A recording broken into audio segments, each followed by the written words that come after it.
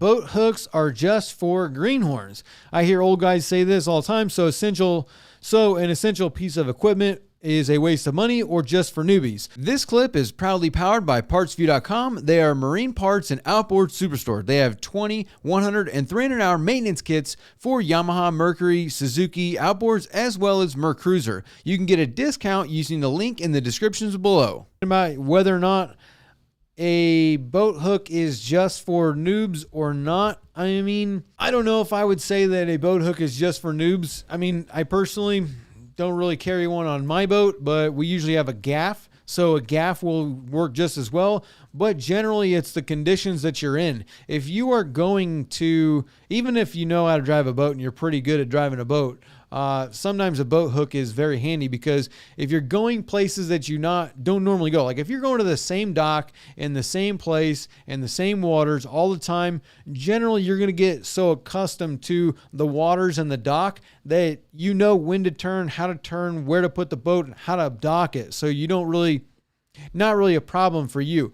But if you are going to new areas, new docks, new marinas, high traffic areas, restaurants, stuff like that, having a boat hook or a gaff isn't necessarily a bad idea or just for noobs, because you don't know the conditions when you get there. I mean, there's docks in some places that have such high current coming through there that it can be difficult to get the boat on there. So having that to where you can hook, pull the boat in, or if there's boats around you that need help, and you know this guy's coming close to you, he's going to hit your boat, this, that, and the other, you can use a boat hook to push them away. So I don't know about a waste of money and just for newbies. I think depending on how you're using your boat, you know, eventually you'll get well enough driving the boat that you really won't need it as much, but there are situations that you could need it. So having, you know, a gaff is same thing, or something that, you know, you can throw a line on a cleat to kind of grab it. You can throw a line around a piling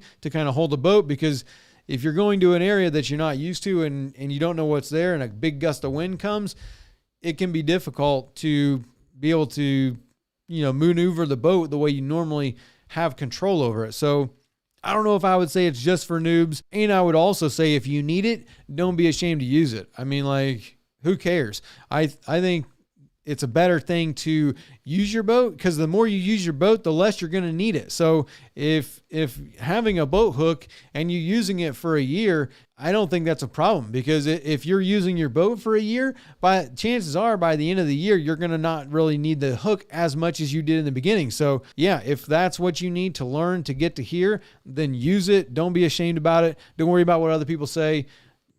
Enjoy your boat, enjoy the water, keep going. And yeah, that's my 2 cents there. LS says Yamaha 90 2-stroke. They're like batteries. Yamahas don't die, they're murdered. I like that. I'm gonna be using that one, LS. I do like that. I'm gonna be using that one. It's just like we were talking about earlier about the guy saying that schedule your engine's maintenance or it will schedule it for you. That is very true.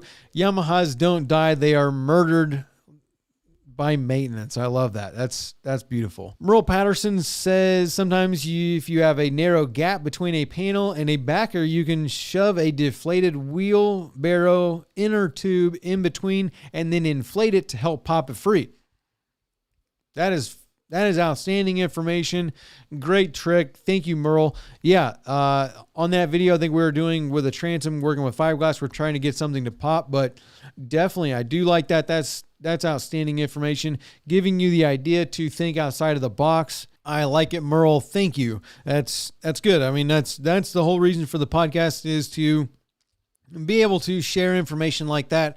And it's a podcast, so you're going to get information and pull nuggets out of it that are going to be, that you don't know when you're going to use, but now you're thinking outside of the box. So hopefully it's making you a better boater. That's what our goal is here. And we'll do one more from Great. So Great says, I started life in poverty. I am now in extreme abundance. Maintaining my own vehicles has been an essential key to get there. I have not made a car payment in decades and have been using that for investments. I am now almost a millionaire, not counting my home, because then I am, and have a large homestead that is running tip top. So is my boat. Great. A little bit of a humble brag there, but I love it. It's a very positive note, and I appreciate you sharing this. I think this is something that a lot of people will definitely find some encouragement for. So yeah, everybody should be taking encouragement from this. A lot of us do start in poverty, and it takes hard work and motivation to get there. So hopefully this helps motivate you to do your own maintenance, take care of your boat, service your own stuff, save that money. Don't make payments on stuff. Go out and get yourself into a $400,000 boat loan that you're making payments on over the next 40 years. Anything with wheels or an engine, don't finance it. Pay cash for it. Great. I think that's a great...